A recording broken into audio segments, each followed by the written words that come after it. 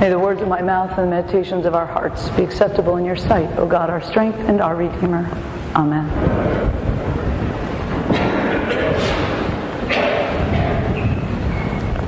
They had been traveling for quite some time. They didn't know where they were going, and they really didn't know where they had been. They had crash-landed on this planet, thinking that they were far, far away from Earth.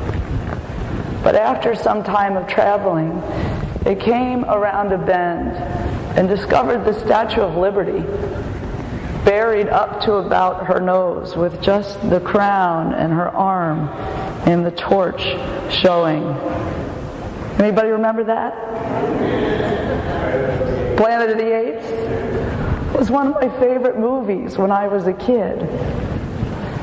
Planet of the Apes, Mad Max. Do you remember Mad Max? And Mad Max Beyond the Thunderdome and Mad Max Independence Day. I'm sure if we went around, you could all come up with a movie that has this sort of apocalyptic theme to it. What happens if? Movies where everything that you thought you knew, everything that was familiar, everything that sort of anchored you and told you who you were and where you belonged was essentially gone. That's where the people were who were listening to Jesus. That's where the people were when Luke wrote this gospel. Jesus says, no stone will be left. And he's talking about the temple. I'm sure for those of you who have had EFM or studied the Bible a little bit, you'll remember the temple was enormous. It had columns 40 feet high. The whole facade was covered in gold, so when the sun shone on it, it was too bright to even look at. It was the place of commerce, the place of community, the place of religion, the place where the people grounded themselves. And by the time Luke's gospel was written, the temple had probably been destroyed already for at least a couple of decades. And everything that the people thought they knew, everything that had rooted them and grounded them, even in the midst of the oppression from the Romans, had been essentially wiped away. They had very little left that told them who they were or where they belonged. And so this type of apocalyptic literature comes up in the Bible over and over again, mostly because this is what people really had experienced at that time. They really were adrift. They really were uncertain about where they were rooted. And I think if we imagine for ourselves what that must be like. We've seen images of it the last couple weeks after that terrible typhoon.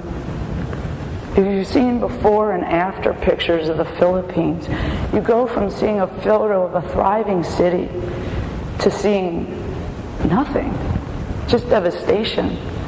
We saw the same pictures after the tsunami in Japan.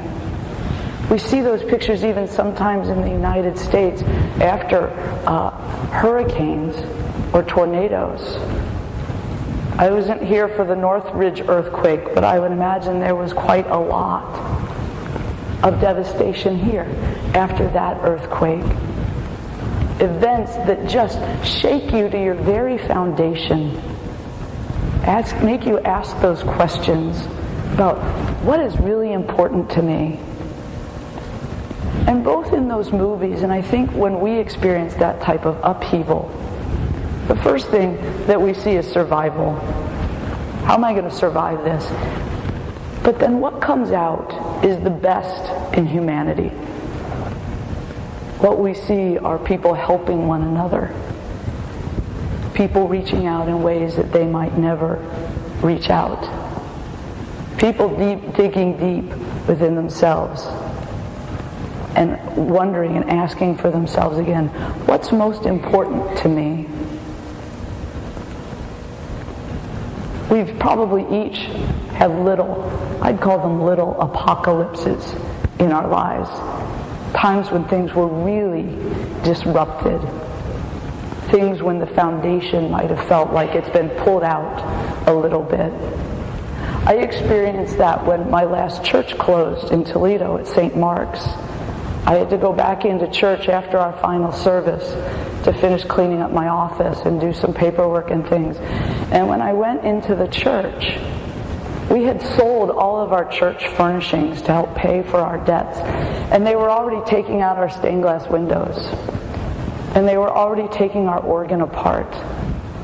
And they had already pulled the pulpit out and were taking it into pieces. And we had beautiful, beautiful hand-carved woodwork that had all been pulled down and was being wrapped up. And I'll never forget going into our sacristy, and our oldest member, Jean, who was 92 years old and had been baptized in that church and married in that church, and her twin sister was buried there, was in the sacristy wrapping up our chalices and our patens and all of our sacred objects because they were being taken to another church. I don't know how she did it, but that woman worked for 3 days, and that was the place where she thought she was going to be buried. And it was a sense of having the rug pulled out from under you, the sense of not being sure where you're rooted anymore. That's one of the things that this apocalyptic literature speaks to us about. Reminds us of those times, but then also has a word of hope, a ray of light, a reminder of what's important. Because what Jesus also reminds us about is in that endurance, we gain our souls. And I think he's talking about a couple things. One of the things I think he's talking about is it reminds us what's most important. It reminds us that all kinds of things can be thrown down.